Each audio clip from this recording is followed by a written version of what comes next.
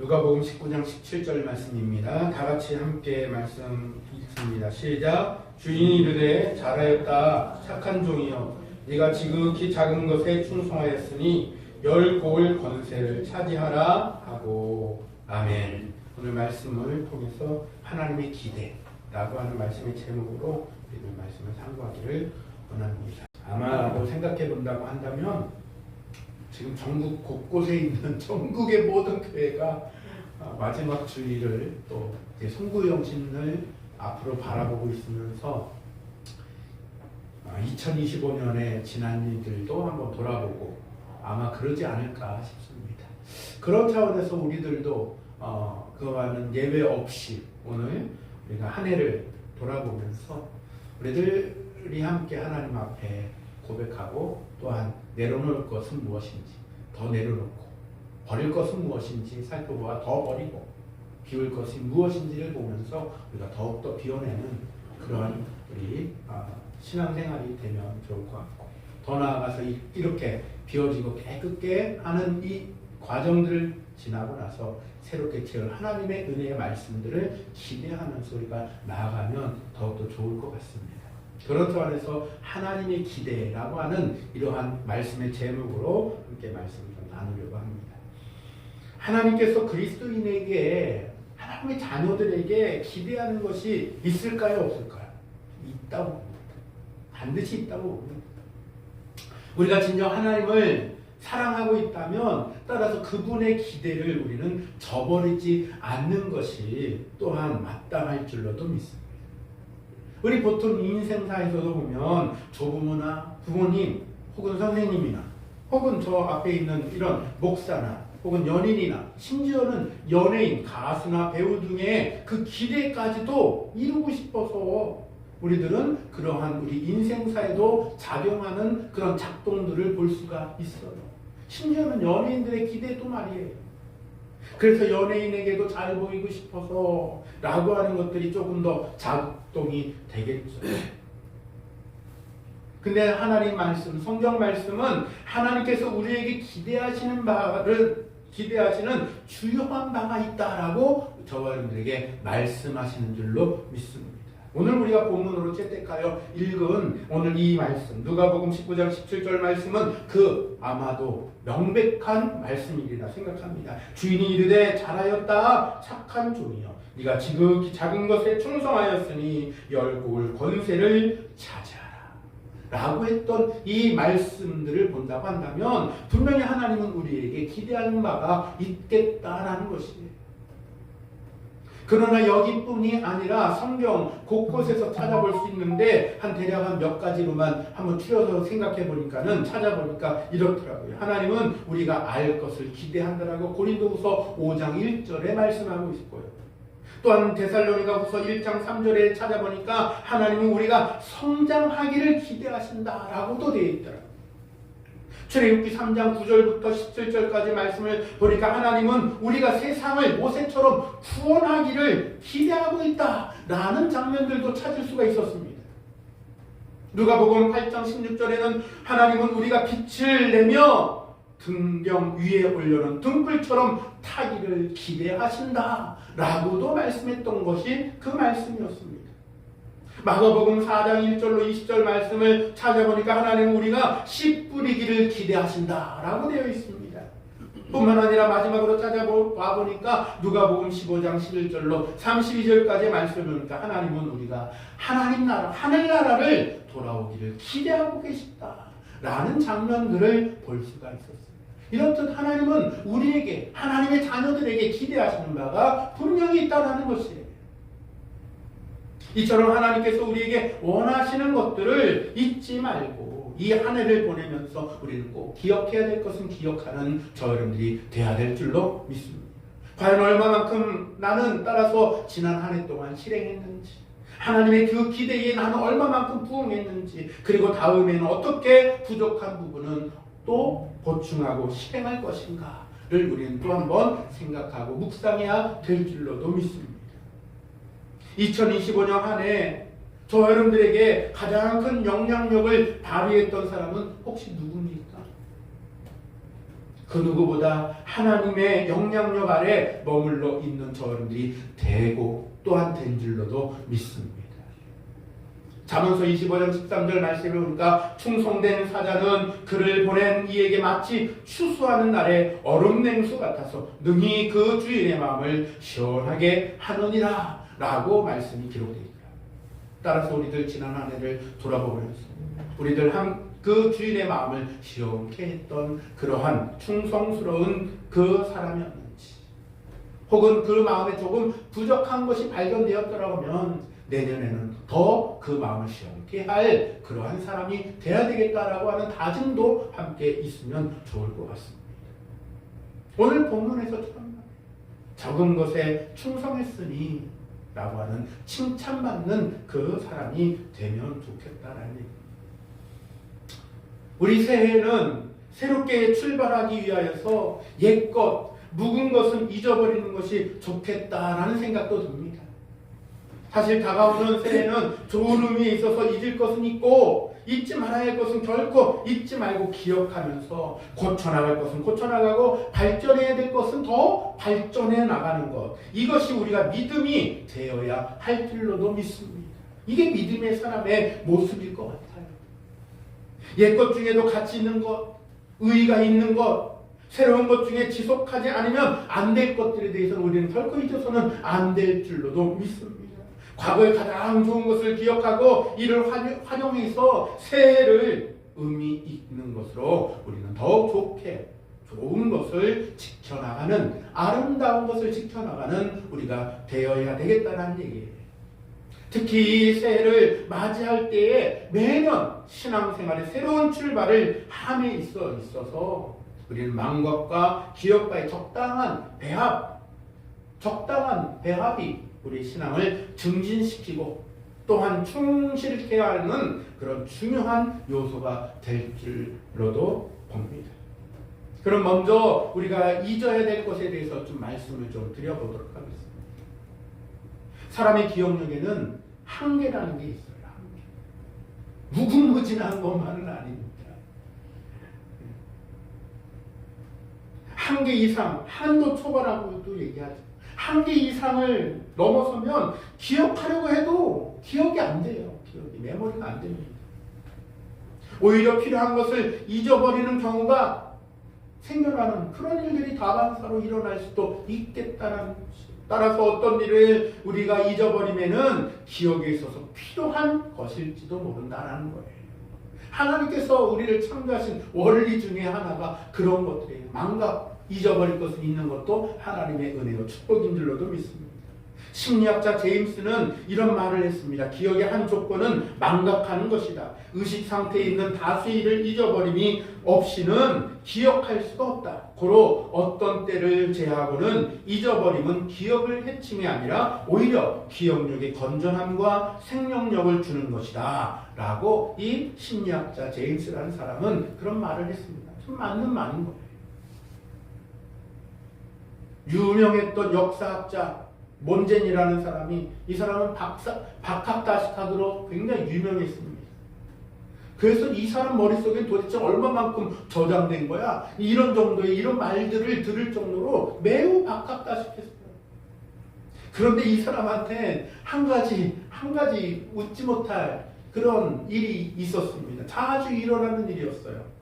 그렇게 많은 방대한 역사를 머릿속에 넣고 있는 사람인데도 불구하고 자기 손자를 데리고 산보를 할 때는 자기 손자를 종종 자주 잊어버렸다고 합니다. 많은 것을 머리에다가 듣고 있는 그런 사람인데도 그것이 너무 과다하다 보니까 아이 손을 놓고 잃어버리는 경우가 다반사였다라고 해요. 또 우리가 잘 아는 과학자 뉴턴이라는 사람 있죠. 그도 얼마나 천재입니까? 근데 이 사람이 뭐에 가장 열중을 했느냐? 실험에 굉장히 열중을 했어요. 이 실험에 열중을 하다 보니까 그만 자기가 하면 안 되는 짓을 끓는 물에다가 자기 시계를 집어넣는 그런 일들도 했다라고 합니다. 어떤 일을 기억하기 위해서는 다른 일을 잊어버리지 않으면 안 된다라는 것을 우리는 보여주는 그런 단편적인 예라고 생각합니다. 그러니까 이렇게 잊어야 될 것을 잊지 않고 있으면 이런 일이 발생한다는 거예요. 신앙생활에 있어서 이것은 어떤 면에서는 같은 진리인 것 같습니다. 우리들의 신앙으로 하여금 건전한 생명력 있는 그런 발달을 하기 위해서는 반드시 어떤 일에 있어서는 잊어버림을 우리에게 요하고 있다는 것입니다. 다가올 2026년 새해 우리들의 신앙을 좀 더 힘차게 출발하기 위해서는 2025년에 대해서 잊어야 할 것은 잊어야 될 줄로 압니다. 빌립보서 3장 13절로 14절 말씀에서 바울은 이렇게 말한 바가 있습니다. 형제들아, 나는 아직 내가 잡은 줄로 여기지 아니하고 오직 한 일, 즉 뒤에 있는 것을 잊어버리고 앞에 있는 것을 잡으려고 표대를 향하여 그리스도 예수 안에서 하나님이 위에서 부르신 부름의 상을 위하여 쫓아가노라 라고 말한 이 마음들의 새해 저와 여러분들의 마음이 되기를 주님의 이름으로 축원합니다. 그러면 우리는 무엇을 잊어버려야 할까요? 신앙생활에 있어서 잊어야 할 것은 많이 있는데 우리 몇 가지만 좀 살펴보기를 원합니다. 먼저 과거의 실패에 관련된 결과를 되도록이면 빨리 잊어야 돼요. 실패의 이 기억을 오랫동안 갖고 있는 것은 그렇게 좋지 않습니다. 과거의 잘못을 마음에 두는 것은 좋은 일이 아닙니다. 가령 학생이 시험을 실패했어. 망쳤어. 근데 그 생각을 끊지 않고 이때 이거 이랬었으면 하고서 이걸 계속해서 잃어버리지 않고 갖고 간다고 한다면 앞으로 공부가 되겠습니까? 공부 안 돼요. 운동선수는 실패의 경험을 최대한 빨리 지우는 훈련을 하기 위하여서 그러한 노력들을 한다고 합니다. 왜냐하면 이 실패의 경험이 이 사람에게 한 가지의 루틴이 되어버리면 입스라는 것이 와갖고 몸이 안 움직이는 거예요. 입스가 오기 시작하면은 운동선수는 생명이 끊어진다라고도 얘기합니다. 그래서 다음에 또 다시 도전을 하기 위해서라도 실패의 경험을 최대한 빨리 잊어버리는 그런 훈련을 한다고 해요. 같은 원리로 본다고 한다면 우리도 우리의 믿음의 사람들은 혹시 우리 신앙의 실패의 경험이 있다면, 전도의 실패의 경험이 있다고 한다면 이것은 우리는 가급적 빨리 잊어버리고 털어버리고 새로운 마음으로 전도의 소망을 우리는 알아서 매진할 수 있는 저와 여러분들이 되어야 할 줄로도 압니다. 두 번째로 본다고 한다면 무엇을 잊어버려야 될 것인가? 과거의 성공의 기억도 우리는 되도록이면 빨리 잊어야 된다는 거예요. 그 성공한 걸 왜 잊어요? 라고 얘기할 수도 있겠습니다만 여기에 너무 사로잡혀 있다 보면 뭘 할까요? 의기양양해져요. 교만해져요. 그래서 우리는 과거의 성공이나 업적에 대해서 너무 집착하고 있으면 안 됩니다. 잠깐 동안만 그 영광에 대해서 잠깐만 누리시기를 바랍니다. 잠깐이면 돼요. 너무 오랫동안 그 일들에 집착하기 시작하면 우리는 어쩌면 불쌍한 신앙생활을 할 수도 있다는 것이. 어떤 면에서는 썩어진 신앙생활을 할 수 있다는 얘기입니다. 신앙의 의의는 과거에 있는 게 아닙니다. 신앙의 의의는 장래에 있는 것. 빌립보서 3장의 그 말씀을 기억해 보시길 바랍니다. 세 번째로 본다고 한다면 우리는 무엇을 잊어야 될 것인가? 남에게서 받은 일체의 해악을 우리는 되도록이면 빨리 잊어야 된다는 것이. 사람들이 자기에게 대해서 무례함이나 손해를 끼친 거나 혹은 오해를 해서 나를 곤란하게 했다거나 이런 거에 언제까지나 속 깊이 가지고 있으면은 나만 병드는 거예요. 이 속이 병드는 거예요. 그걸 속 깊이 그냥 거의 그 좋은 거라고 속 깊이 간직하고 있겠습니까? 그런데 이게 참 희한하죠. 들어가서 안 빠져나오는 경우도 있어요. 그것이 집착이 되고 그것이 오래되면 그 미워함과 원망함과 이런 모든 것들이 쌓이고 쌓여서 이 속에 팍 박혀갖고 마치 가시가 박힌 것처럼 팍 박히면은 참 나를 괴롭히는 일이 된다는 거예요. 저도 생선을 참 좋아하는데 생선을 먹다 보면 뭐가 있죠? 가시를 발라야 됩니다. 근데 그냥 너무 맛있는 생선을 먹다가 여기에 정신이 팔려갖고 그냥 꿀떡 어떻게 하다가 잘못 삼켰다가 그 가시랑 같이 삼키는 경우가 경험을 해본 적이 저도 여러 차례 있거든요. 근데 그러다 보면 이게 탁 걸려 탁탁 거립니다. 그럼 그 가시를 한번 빼내려고 얼마나 애를 쓰는지 몰라요. 여러 가지 민간요법이 있죠. 밥을 한 숟갈 크게 떠가 그냥 꿀떡 씹지 말고 꿀떡 넘겨라 뭐 이러기도 하고 해갖고 뱉어라 뭐 이러기도 하고. 근데 워낙에 깊게 bek혀버리면 병원에 가야 돼요.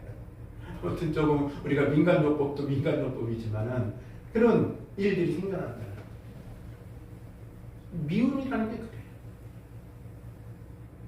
원망이라는 게 그렇습니다. 마치 가시처럼 팍 박혀서 얇게 박혀버리면 그래도 어떻게 잘 빠져요. 그런데 이게 어떻게 잘못하다가 이게 깊게 확 박혀버리면 어떻게도 안 빠져요. 어떻게도.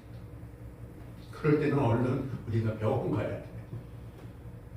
우리가 신앙에서 어떻게 병원 갈까요? 하나님의 말씀 앞에 납작 엎드리면 됩니다. 주 앞에 맡겨놓으면 될 줄로 믿습니다. 필요하다면 그 일을 위해서 하나님 내 안에 박혀버린 이 가시를, 미움의 가시를, 원망의 가시를 빼주세요라고 금식 기도도 그때는 또 필요할지도 모르겠습니다.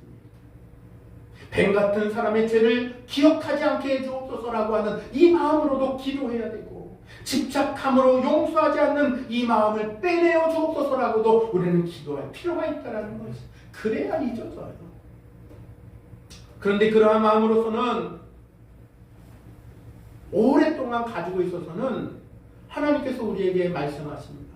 아름다운 것을 지켜라 라고 했었던 그 말씀을 우리는 실천하기가 매우 어렵다라는 거예요.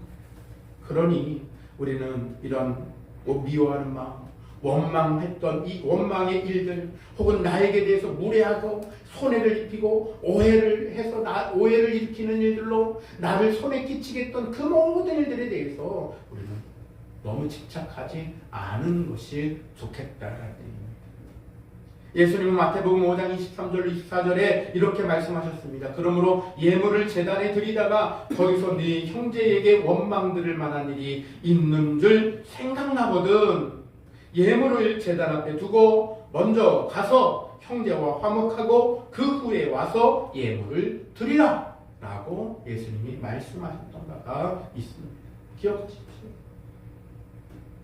사람의 악을 기억하고 그를 마음에 두고 있어서는 바른 기도, 바른 예배가 될 수 없다라는 말씀인 거예요. 우리가 기도가 하나님께 상달되기를 소망하면서 이런 마음이 그냥 기억날 때 내버려두고 뭉개버리면 안 된다라는 거죠. 주님이 가르쳐 주신 기도 중에 이러한 대목이 있습니다. 우리가 우리에게 죄진 자를 사하여 준 것 같이 우리의 죄를 사하여 주옵시고 라고 하는 그런 대목이 있어요. 무슨 말입니까? 그 죄는 미워하되 그 사람은 미워하지 않는다. 사람의 악을 잊고 그 죄를 사유함은 신앙의 성숙에 특히 중요하다라고 하는 그 뜻이 그 안에 담겨 있는 줄로 압니다. 끝으로 우리는 무엇을 잊어버려야 되겠는가? 근심 걱정을 잊어버려야 될 줄로 믿습니다. 근심하며 지나친 고생을 하는 마음은 하나님을 잊어버리기 쉬운 마음일 수도 있겠다라는 것입니다. 꿈속에서 소나 말에게 흉악한 괴물에게 쫓기는 그러한 꿈을 꾸는 것, 걱정의 아귀에게 몰리는 그러한 일들이 일어나는 것, 그런 꿈을 자주 꾼다고 한다면, 혹은 나는 건전한 신앙을 못하고 있다 라고 하는 그런 반증일 수도 있어요. 예수 잘 믿고 십자가를 든든히 붙든 자들은 예수 믿기 전에 이런 악몽, 예수 믿기 전에 근심 걱정 때문에 쌓여 있었던 이런 악몽을 더 이상 꾸지 않아요.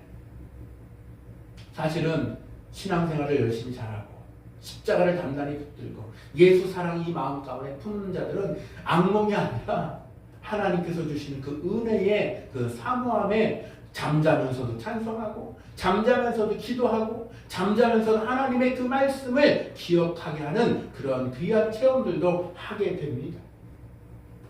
여하튼 우리는 도저히 건전한 신앙생활을 못하게 만드는 이 모든 근심 걱정을 잊어버리는 저여러분들이 되기를 간절히 소망합니다. 이 근심 걱정을 자꾸만 하다 보면 내가 가지고 있던 것도 도리어 뺏기는 경우도 생겨나게 됩니다. 소심한 학생이 시험 전에 공부한다고 하면서 눈은 글자 위를 막 지나치긴 하는데 마음은 공부에 전혀 관심이 없다고 한다면 이게 무슨 소용이 있겠습니까? 시간만 버리고 있는 거예요. 궁둥이에 물집만 잡힐 뿐입니다. 짧게 앉아있더라도 눈이 글자 위를 그냥 스쳐 지나가는 것이 아니라 눈이 글자를 보면서 이게 막 각인이 되는 그런 시간이 중요한 것인 것처럼 우리가 하나님 앞에 근심 걱정을 그대로 가지고 예배한다고 한다면 마치 이런 경우와도 비슷하겠다라는 거예요. 의학적으로도 보면 근심 걱정은 신경쇠약의 징후이기도 합니다. 근심 걱정을 많이 하게 되면 의학적으로도 머리에만 피가 막 쏠려갖고 이러한 신경쇠약에 걸린다라는 거예요.